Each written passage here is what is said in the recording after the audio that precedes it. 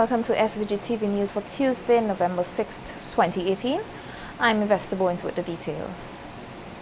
Schools are not holding base for children, but active institutions for education and growth. So says Minister of Education St. Clair Jimmy Prince at a ceremony at the Methodist Church Hall this morning, where the first batch of 794 students from primary, secondary and post-secondary institutions received bursaries to help with their education. 345 primary students received $450, while 338 secondary school students each received $800. At the post-secondary level, 111 students received $1,000 each.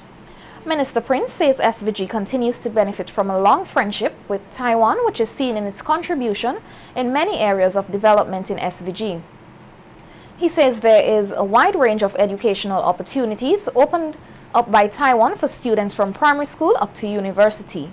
Prince, however, states that while Taiwan continues to play a role in the educational development of the nation's children, parents and teachers must do their best to ensure that all children reach their fullest potential.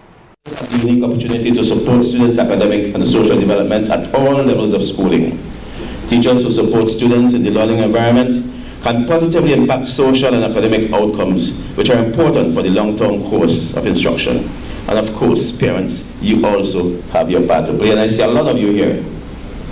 And I hope you don't just come for the money, but also you come to support the students and that you will continue to support them when they go to school.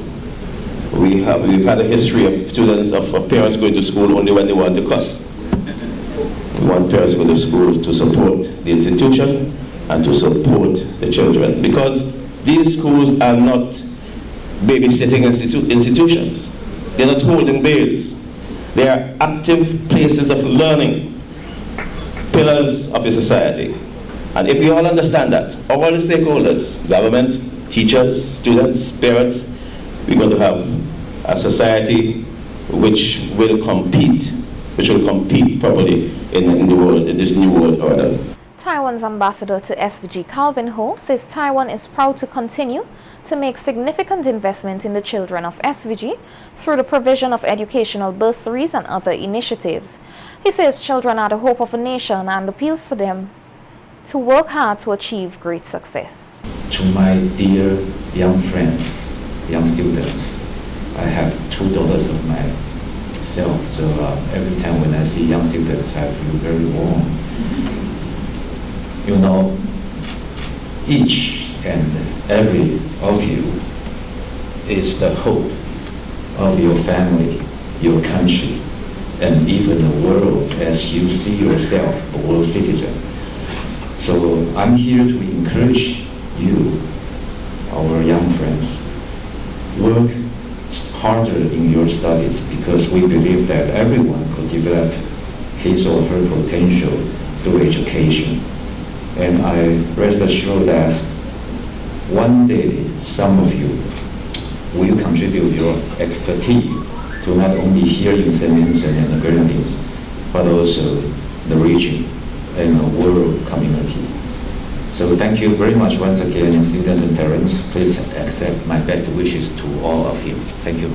Meanwhile, Chief Education Officer Beverly Neptune says Taiwan's contribution to education in SVG is a tremendous one. She also notes that through education, children can lead productive lives in the future, and thanked Taiwan for its continued investment in the children of SVG.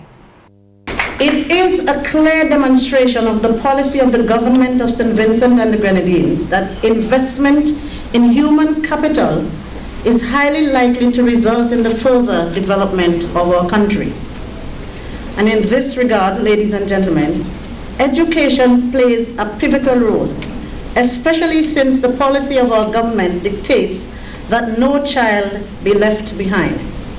Every effort is therefore being made to offer every student the necessary resources to support his or her academic and eventual professional advancement. The Ministry of Education is therefore delighted that this scholarship project is continuing, and it is our profound hope that it will continue given the critical supporting role that it plays in the development of the life chances of our young people and of our nation. At today's ceremony, Minister of Education St. Clair Jimmy Prince applauded the work of teachers, noting that the education being provided to the nation's children is of a high quality.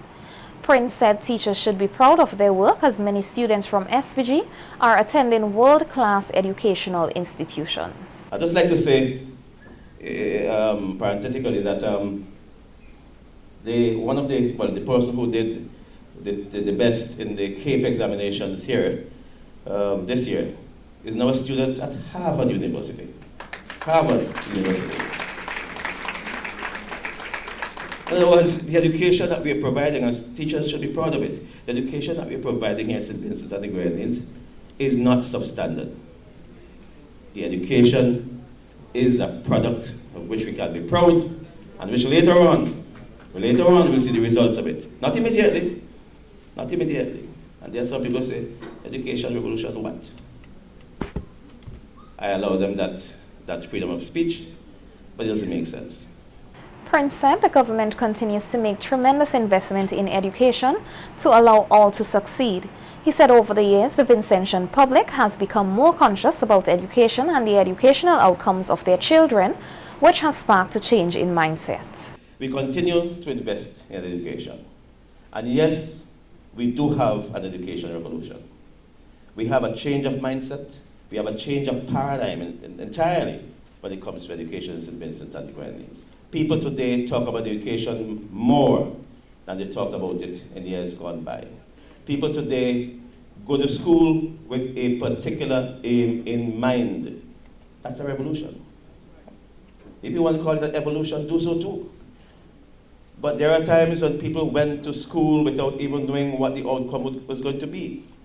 And there are others who went to school knowing what the outcome was going to be. That is in the banana fields, the riversides, wherever.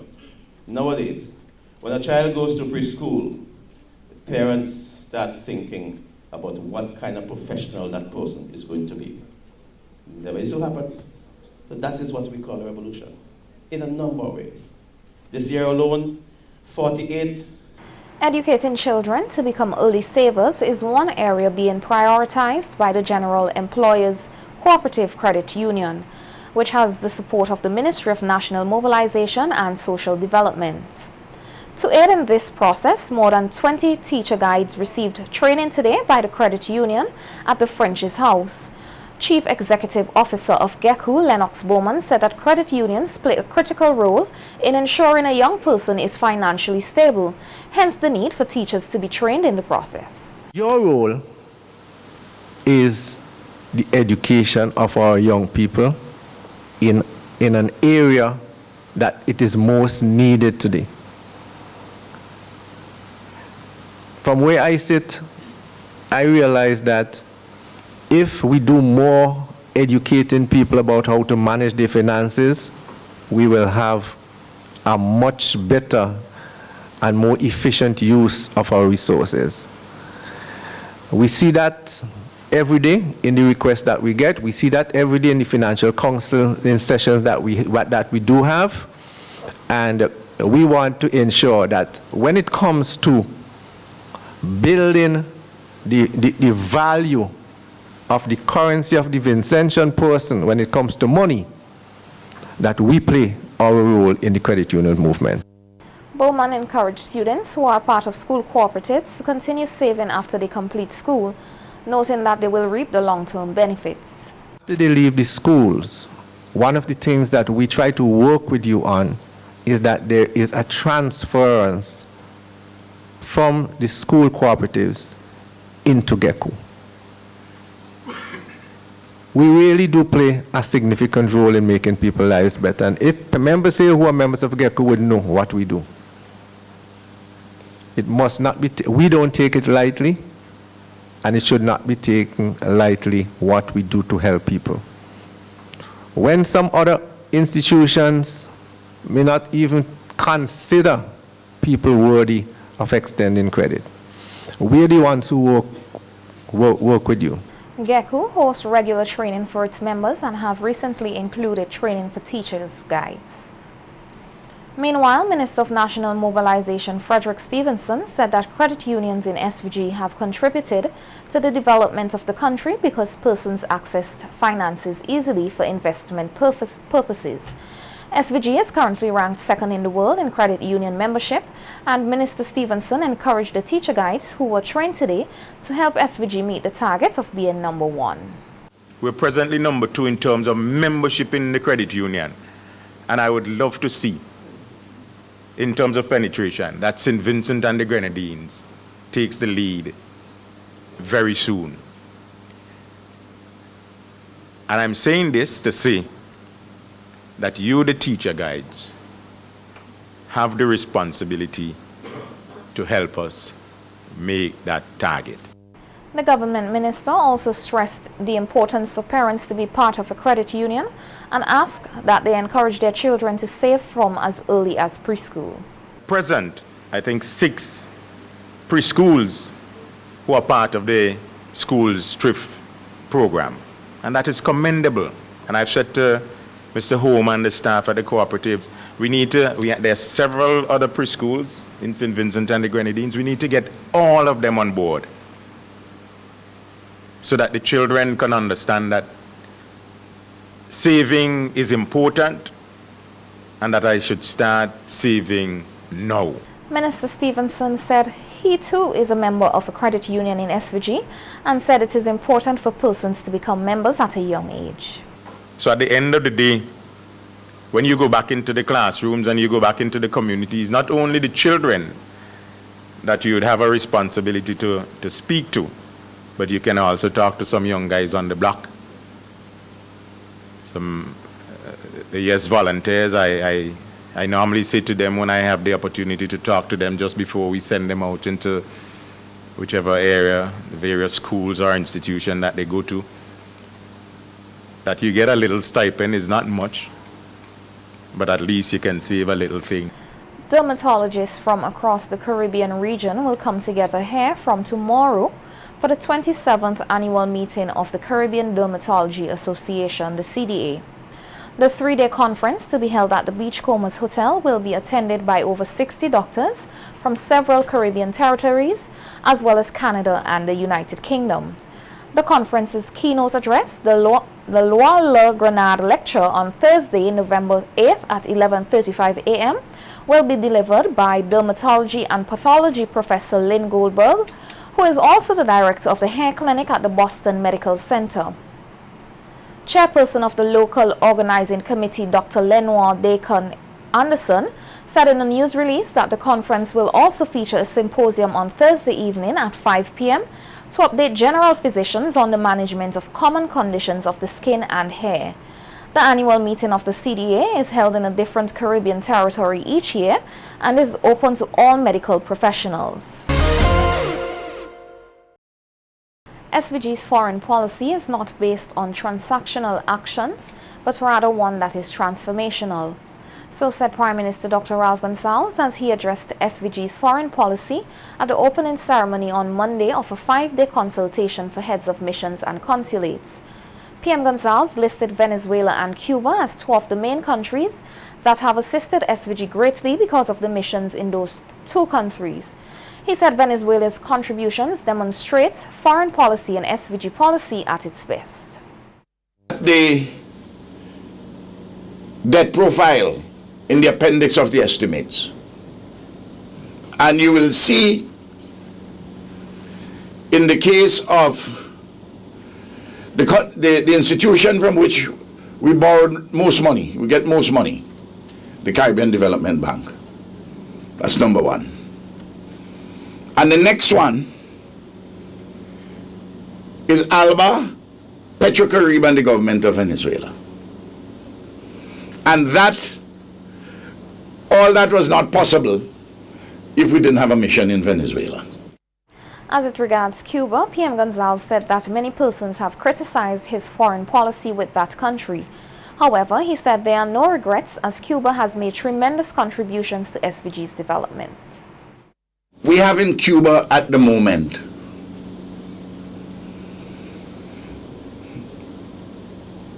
probably as many as 80 students on scholarships. Each of them is 5 years. $250,000 a year. That's what it costs for a student at University of West Indies. I mean, for 3 years at University of West Indies, $250,000 for 3 years. Tuition costs,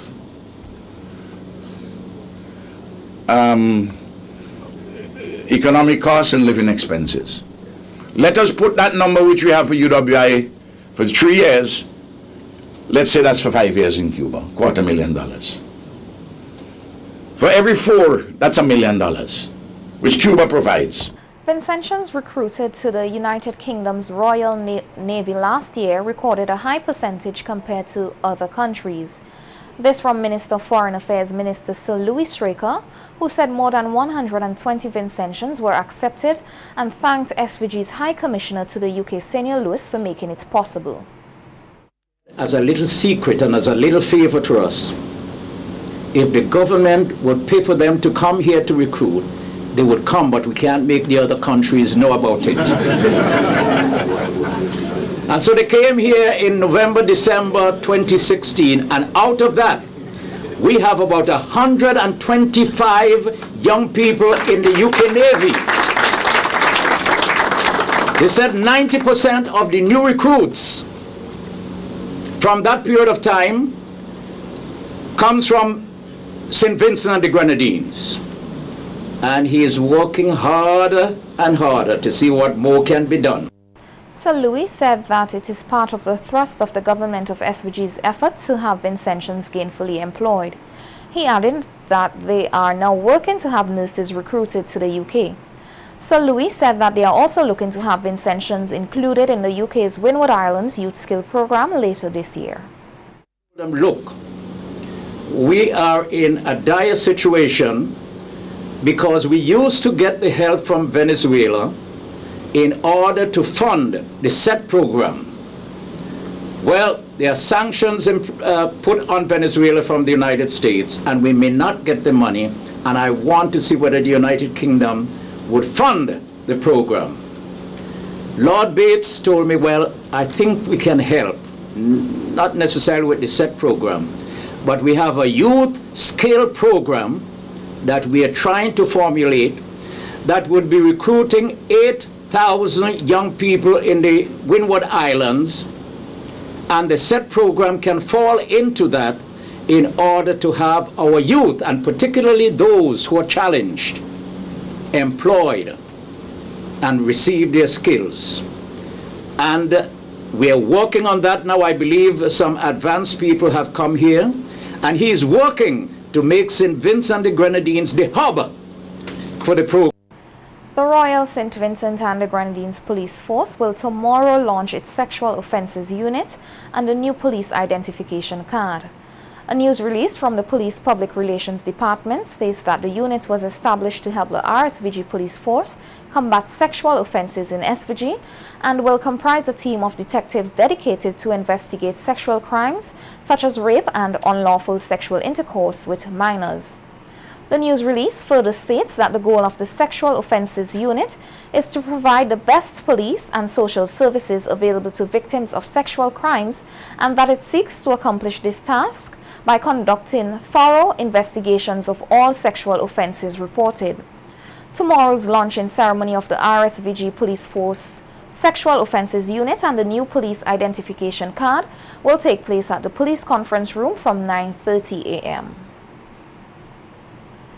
As the Ministry of Agriculture continues its pilot project promoting adaptation of climate-smart agriculture practices among small producers, one farmer is appealing to the youth to consider farming as a viable option.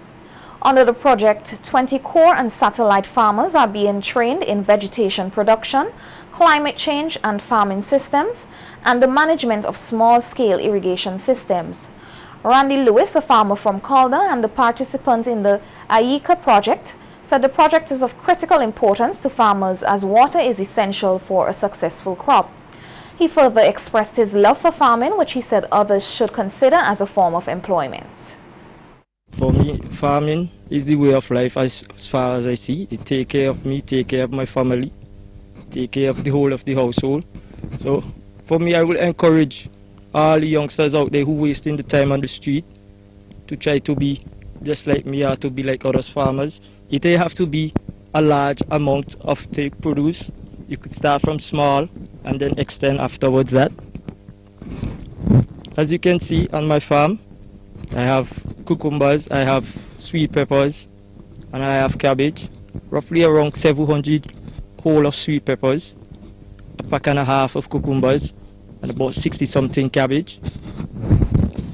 This project was brought to me by the extension officer for this area, Sophie, with the help of Dalton, the organization ICA.